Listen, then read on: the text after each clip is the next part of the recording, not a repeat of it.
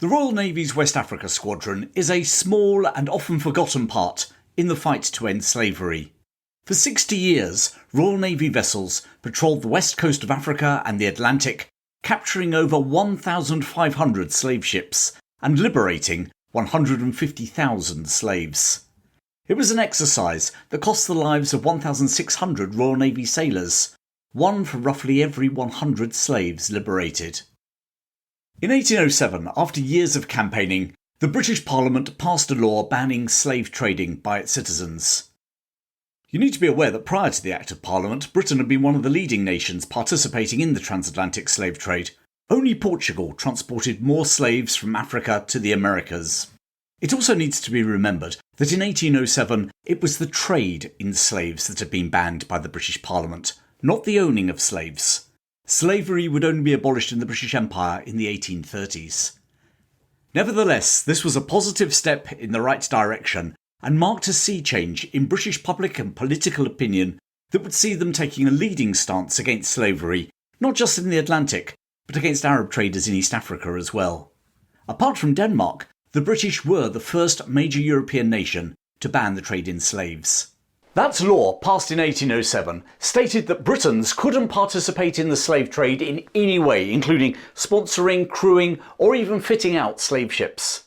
But just because they were like a reformed smoker didn't mean that everyone else was lining up to join the British mission to end the trade in human misery.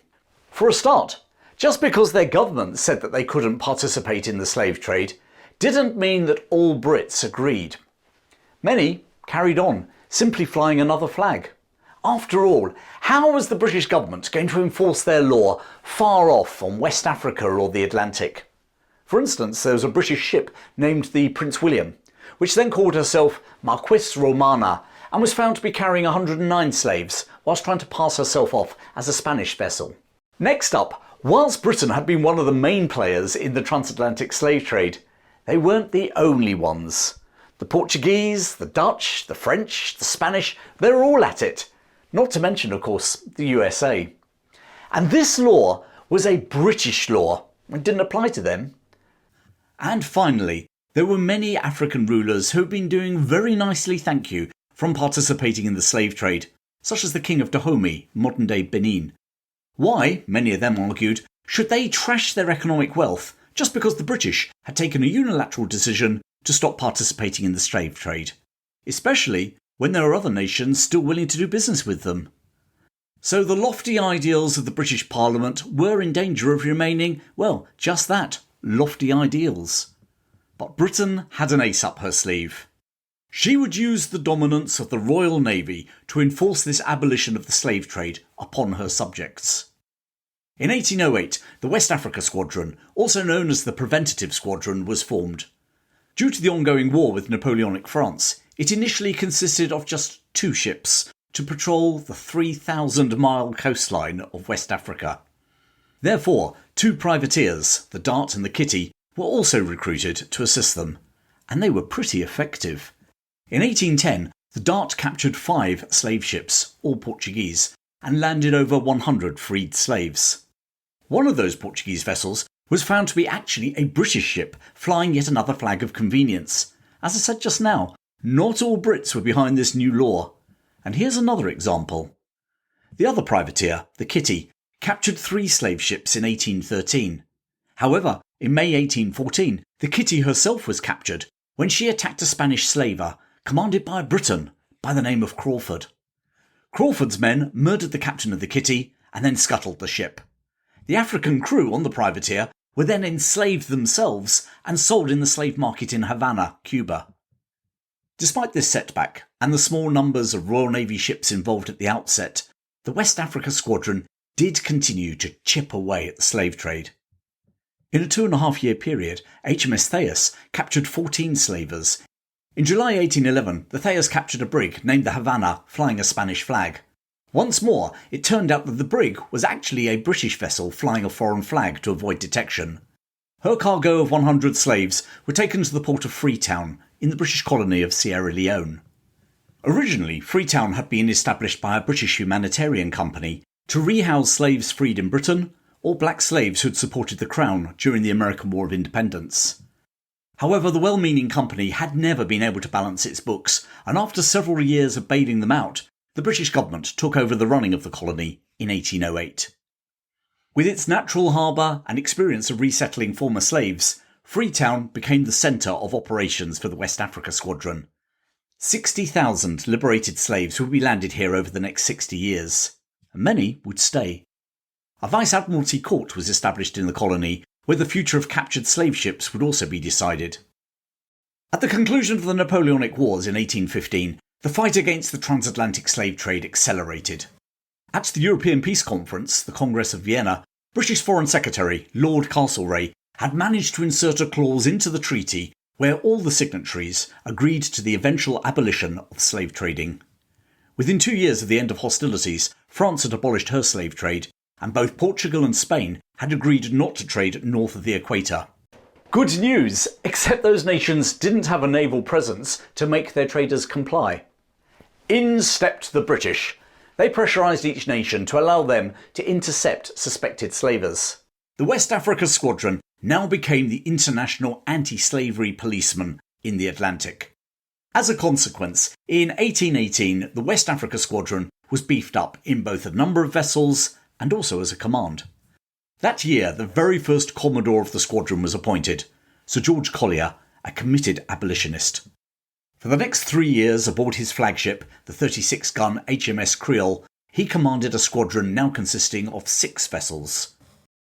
I'd just like to take a moment to thank my good friends at Wine 52 for sponsoring today's episode. What I like about them is that they showcase some of the best winemakers from across the world, visiting a new region every month. So it's a great way to sample new flavours and learn about different wine producing regions. Now, here's something that might interest you. Wine 52 are offering my viewers a free case of exceptional wines from the historic winemaking region of Stellenbosch in South Africa. Stellenbosch was founded by the Dutch colonists in 1679, and just over 10 years later, French Huguenot refugees settled there. I mentioned the flight of those Huguenots from persecution in France in my recent video about the Battle of the Boyne. Well, they brought their knowledge of winemaking from France and planted the region's very first vineyards. So Stellenbosch has a rich winemaking heritage, and included in this box is this delicious Pintonage from Paardeberg and this quality XA Sauvignon Blanc. To get your free case containing 3 bottles of wine delivered straight to your door, all you need to do is go to www.wine52.com/History Chap and cover just $9.95 postage. That's www.wine52.com/History Chap. Thanks for indulging me, and thanks to Wine 52 for sponsoring this episode. And now, back to the story. To tighten the screws on the slave traders, the Royal Navy now established a base on the island of Fernando Po in the Gulf of Guinea. So now they had bases at both ends of the 3,000-mile coastline. Despite this increased Royal Navy activity, slave traders were still willing to take the risk of trying to get past the West Africa Squadron. Until 1835, the Royal Navy could only seize ships if slaves were actually found on them. This resulted in slaves being thrown overboard, often still shackled, so that the vessel technically wasn't carrying slaves, and therefore couldn't be impounded. Even when liberated by the Royal Navy, many former slaves were so weakened and the conditions on the slave ships so bad that they died before arriving at Freetown. In 1846, Lieutenant Francis Meynell of Her Majesty's sloop Albatross recorded that 150 slaves died on the voyage to Freetown. Meanwhile, the slavers also started to use fast Baltimore clippers to successfully outrun the increased Royal Navy patrols. The British responded by using captured clippers in their own squadron. One such vessel was HMS Black Joke. Originally a Brazilian slave ship, she was captured in 1827 by HMS Sibylle. In the preceding 3 years, she had made 6 journeys across the Atlantic, transporting over 3,300 Africans to Brazil. At the time of her capture, she was carrying over 500 slaves, the youngest of which was just 6 months old, travelling with her mother. Renamed HMS Black Joke, the Baltimore Clipper now turned the tables on the slavers. In a 12-month period, she captured 11 slave ships. By the 1840s, the squadron had started to use paddle steamers, which were not wind dependent and had shallower drafts. This meant they could go closer to shore and also into some of the rivers that were being used to transport slaves. One such paddle steamer was HMS Hydra. Launched in 1838, the Hydra captured 7 slavers off the coast of West Africa. The problem that the West Africa Squadron still faced was that some local African rulers were still happy to sell slaves to traders, not least the Brazilians, who hadn't banned the trade. Repeated British missions to King Goezo of Dahomey, modern-day Benin, were politely rebuffed. His wealth, he said, depended on the trade. If the British were so keen for him to stop, he went on, how much would they pay him? Eventually the British gave in, and rulers like the King of Dahomey were given subsidies to convert their economies from slavery to cash crops like palm oil. By now, the British had decided to act against the biggest slave-trading nation still operating, Brazil. During the whole period of the transatlantic slave trade, of the estimated 12 million Africans taken across the Atlantic, over 5 million went to Brazil. In 1850, British Prime Minister Lord Palmerston, a firm advocate of gunboat diplomacy, authorised Royal Navy vessels to blockade Brazilian ports so slavers couldn't land their human cargoes. At the same time, they stepped up their interception of Brazilian ships off the coast of West Africa. This tactic of squeezing the Brazilian slave trade from both ends was to prove effective. By 1852, the slave trade to Brazil had effectively been closed, although slave ownership in the country would remain until the 1880s. It's worth noting that whilst by the middle of the 19th century many other nations had outlawed the slave trade, and many had abolished slavery, just like Britain had in 1833, it was the British, almost single-handedly, who tried to eradicate slave traders from the west coast of Africa. The only other nation that took any similar action was the USA, although on a much smaller scale. The 1842 Webster-Ashburton Treaty between the USA and the UK included a commitment to abolish the slave trade. US ships now joined the Royal Navy patrolling the coast of West Africa and did so until the Civil War, whereupon President Lincoln gave the Royal Navy the authority to board US vessels suspected of slaving. The abolition of slavery in the USA and the end of the Civil War effectively brought the need for the West Africa Squadron to an end. Whilst Brazil wouldn't abolish slavery until 1888, and Cuba lingered on for a few years after that, the transatlantic slave trade had finally been ended. The West Africa Squadron was wound up in 1867, and its ships transferred to the Cape of Good Hope Command. The last Commodore was Geoffrey Phipps Hornby, who you may have come across in one of my other stories. It was Hornby who commanded the Royal Navy during the so-called Pig War, the war that nearly happened between the British and the USA in 1859.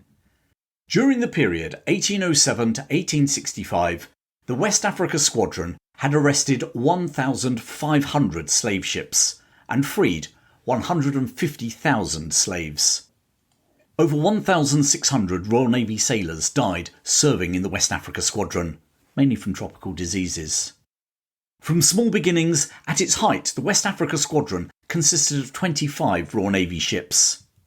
However, it needs to be put into perspective. Liberating 150,000 slaves, a massive achievement in its own right, doesn't negate the fact that the British slave ships had previously carried over 3 million Africans across the Atlantic. And whilst that 150,000 number is impressive, it's estimated to be only 5% of the total numbers of slaves who were shipped across the Atlantic from 1807 to 1865. Many former slaves never returned to their original homelands, partly due to logistics, and also because the British tended to see liberation as the key role, not repatriation. Possibly some former slaves didn't want to return home either and risk being captured all over again. Some of those liberated slaves ended up serving in the British West Indian regiments, whilst more went to the Caribbean as apprentices, where the conditions, some historians argue, weren't much of an improvement over slavery. And yet, for all of that, the West Africa Squadron did free 150,000 people from slavery, which is no mean feat, and it was done at the cost of 1,600 Royal Navy sailors. Whatever the successes or faults of the operation, and let's face it, history is all about perspectives, the British and their Royal Navy were the only nation spending significant resources taking such a stance. It was a major and sustained humanitarian effort over nearly 60 years. So maybe, at the end of the day, of all the examples of gunboat diplomacy conducted by the British in the 19th century, the West Africa Squadron is probably one of the most selfless ones. If you enjoy my stories and would like to explore even more British history with me, then you might enjoy my Supporters Club, where I host regular live shows and discussions. There's a link in the description below. Coming soon here on YouTube, Robert Clive, the New Zealand Wars, and the World War II service of actor Christopher Lee. But in the meantime, why not check out my video about the Barbary pirates capturing white slaves around the coasts of Britain? It's another little-known story in the worldwide human tragedy that is slavery. Thanks for joining me today. Keep well, and I'll see you again very soon.